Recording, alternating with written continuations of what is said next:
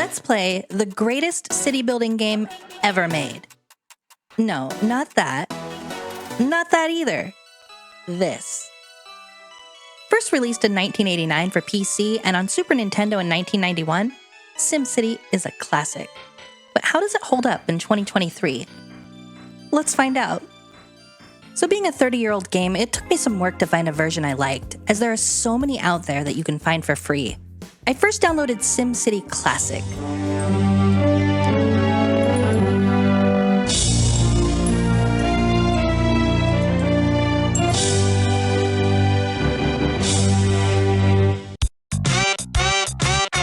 When I booted it up, it felt nothing like I remembered when I was a kid. Now, the game itself was old when I first started playing it, so I'm not that old. But this felt like a really bad Windows emulator version. It just looked awful. And it felt strange. No, I needed to find the Super Nintendo version. So I dug down the rabbit hole of the internet, not wanting to risk a virus or some weird spyware, downloading some emulator from a creepy ad-filled website. I found this slightly less ad-filled website. When I booted it up, the memories came flooding back. I remember loving the scenarios, so I gave one a shot.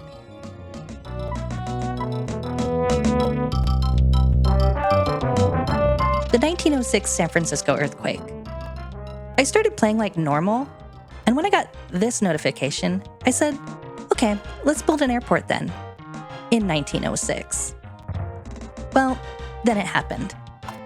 It took me by surprise because I forgot this wasn't just a fun map of San Francisco. You actually had to respond to a disaster.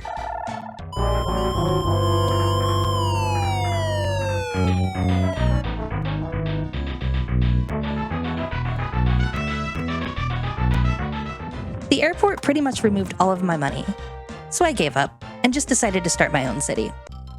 That sense of wonder and possibility, staring at the blank canvas that was map number 999. Yes, there's 1,000 maps in this game. It was beautiful. My goal for this video was to reach 100,000 citizens, so I had a plan this time. I was ready. I did some research into the best strategies and zoning methods, and found out you don't even need roads. Trains work better, but they're more expensive. It turns out that there was a pretty heated debate between two schools of thought when it came to zoning.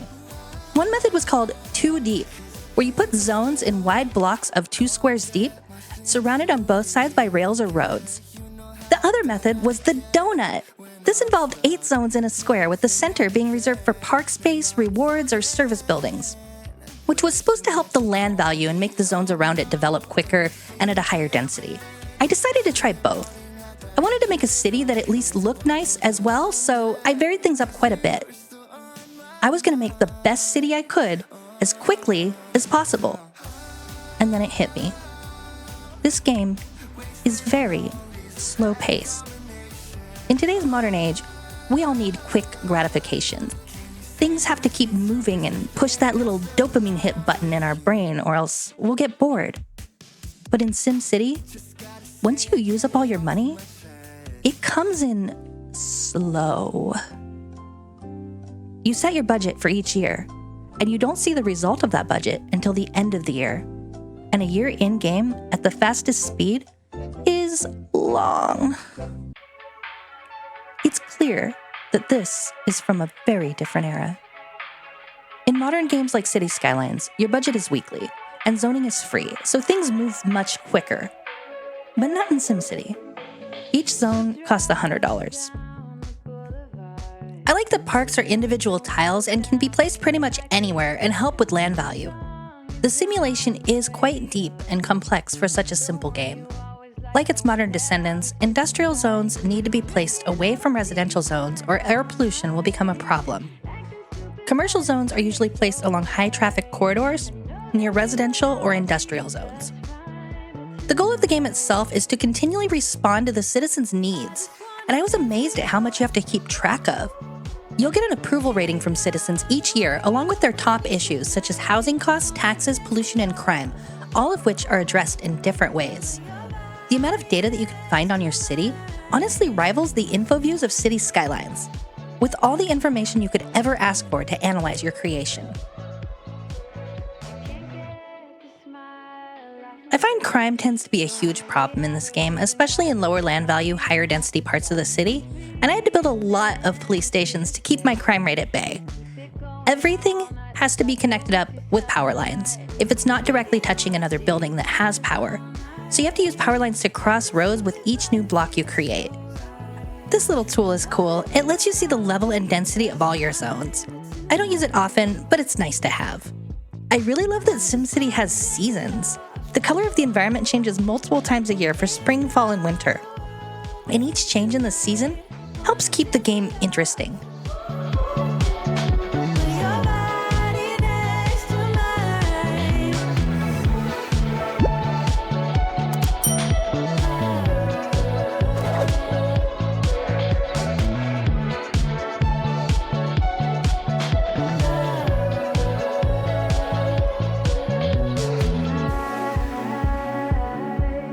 Balancing my budget was a perpetual challenge. Citizens constantly complained about taxes, but I could cut fire department funding as low as I wanted.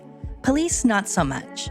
I didn't touch transit funding because when you lower it even to 99%, roads and rails start to randomly demolish. This little guy here is Dr. Wright. He's like your in-game advisor and will give you tips on what the most pressing issue at the moment is in your city. I found a copy of the original manual online, and here's what they had to say about him. Dr. Wright entered the growing field of SimCity design in the mid-80s after an unhappy career as a chemist, creating new hair coloring formulas. About this time, a group of programmers were looking for scientists to research a phenomenal new game called SimCity. With advanced degrees in urban planning, computer-aided design, and Nintendo game consulting, Dr. Wright was the clear choice to head up the experimental team. His insightful studies into the cause and effect of SimCities and their mayors have been recognized as the benchmark in the field. There's a whole bunch of other cute little facts here. Pause to read. One of my big issues has been housing costs.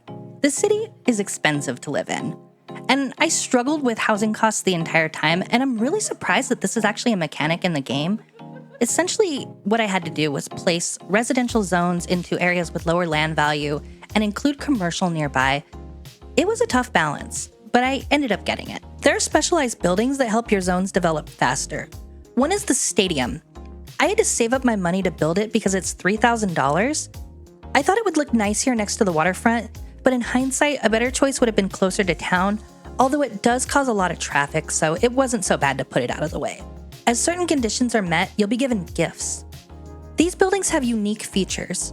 The bank appears when your cash drops below $200 and allows you to take out loans, which I did immediately because I was broke and impatient. Some gifts can spawn multiple times. Some are one-time events. Often you'll be given the option between amusement park and casino. I always choose casino because it gives you more money, even if it increases the crime rate a little. Another one is the library, which increases the land value of surrounding zones. There's a whole bunch of different gifts to unlock. There are different milestones you hit as your population grows. Not all of them unlock features, but when I hit 50,000 citizens, I got the capital city, which unlocked a scale model of the city. This was essentially just a different view of the map that had no real in-game function, but it looked cute and I kind of like it. After 50,000 citizens, the game got really challenging. I tried hard to balance everything. Most of the time spent in game was just waiting for the new year, so I'd get an influx of cash to expand the city or make improvements. Many times, my city would grow rapidly. I thought I'd hit the 100,000 population milestone, only for it to drop like a rock again. I was starting to get discouraged, but I had a goal and I needed to accomplish it. So I kept going. Industrial demand was an issue, and I knew that I needed a seaport to really level up my industry. I kept saving up for it, only for other issues to arise. Crime, pollution, unemployment, brownouts. When brownouts happen, parts of the city lose power, and you immediately have to build a new power plant in order to fix it, or citizens will move out. My population fluctuated wildly. Traffic was an interesting issue. In this game, literally the only way to truly fix traffic is to delete roads and replace them with trains. But trains cost more in both upfront cost and upkeep. The game isn't advanced enough to allow for public transit lines and buses and trams and all of that. Trains function exactly like roads. They don't generate pollution or traffic. It's a simple mechanic, but unlike other games, it's possible, and in fact encouraged, to build a fully car-free city. Or you could be like Lane Man's grandmother, Polly Piston, and make a city solely for private vehicles. I love these little stories in the manual called the Wright files. There's a whole bunch of these scenarios of what not to do in there. I'll drop a link to the PDF of the full manual in the description if you're interested in reading them all. They're hilarious and super cute.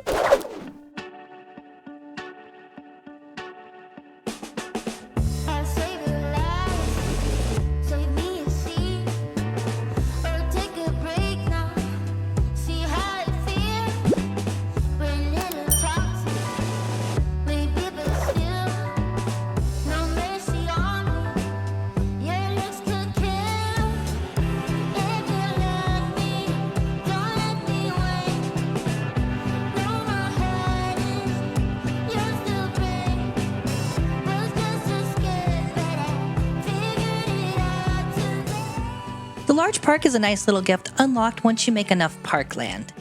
It generates $100 a year in revenue for the city. I placed it near some residential zones as it has a positive effect on land values as a whole.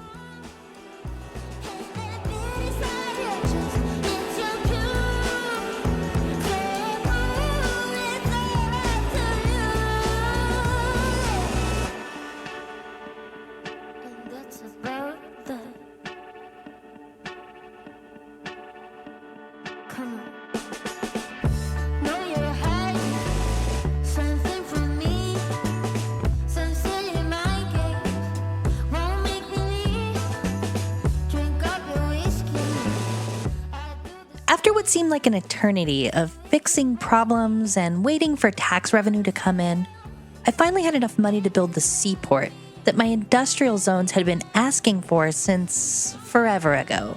Seaports have to be built on land, again, probably just a limitation of the technology at the time, and they help industrial zones to reach the highest level of development faster. But they have a maintenance cost, and so you really only need one per city.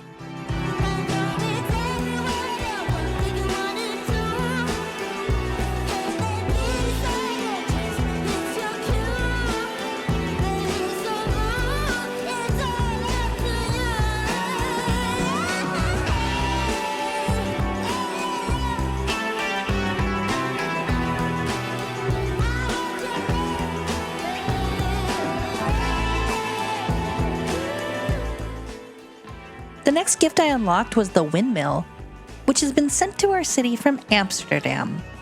So I wanted to find the perfect place to put this, as it was my favorite building in the game when I was a little kid. I ended up putting it in a park space close to the waterfront, near what passes for downtown. The key benefit of the windmill is it increases tax revenues. There are no negative effects or drawbacks from it, so you can place it pretty much anywhere.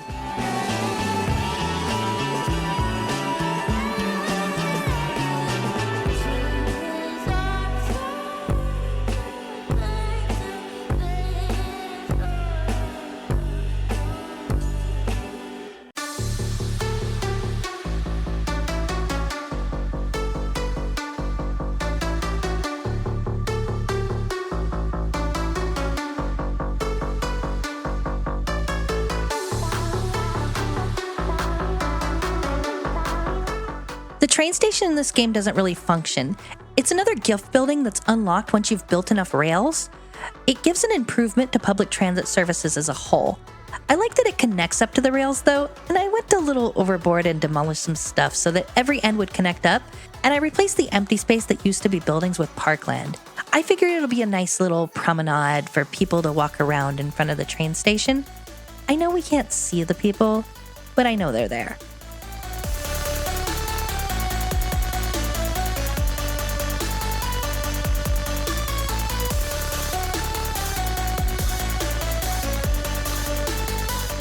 When I deleted those buildings, I accidentally disconnected my power, which was a problem. because I didn't know exactly where the power lines had to go, and I had to just keep connecting things until I got it right. Because again, roads don't carry power, and power doesn't jump, it has to directly touch buildings. And I was so close to my 100,000 milestone that I needed to take care of it immediately because I didn't want to lose all my people and have to start over.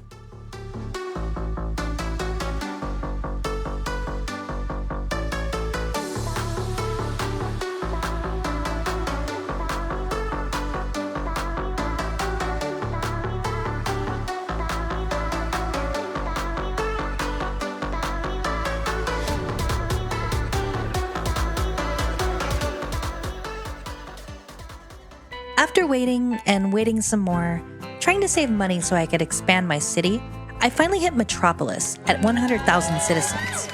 My total gameplay from start to finish was about 3 hours, so not a bad time considering I haven't played this game in over a decade at least. I was super proud of myself for being able to do it.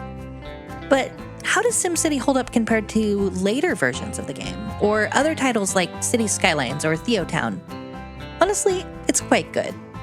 If SimCity was released today with a few quality of life changes like a faster simulation speed or monthly budgets instead of yearly, I could see it being a strong contender as a cozy little mobile game. Considering it has this simplicity that is super accessible, but still challenging and complex enough.